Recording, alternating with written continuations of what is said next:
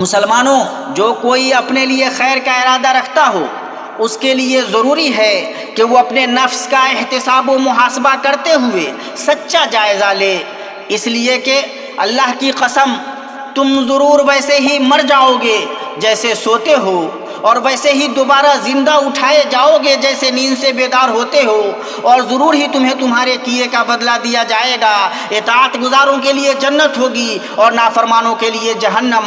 اللہ تبارک و تعالیٰ کا فرمان ہے، بتلاؤ تو جو آگ میں ڈالا جائے وہ اچھا ہے یا وہ جو امن و امان کے ساتھ قیامت کے دن آئے؟ تم جو چاہو کرتے چلے جاؤ، وہ تمہارا سب کیا کرایا دیکھ رہا ہے۔ اللہ کے بندو، زمانہ اور اس کے انقلابات سب سے خیر خواہ معلم ہیں، اور زمانہ اور اس کی مصیبتیں سب سے فصیح متکلم ہیں۔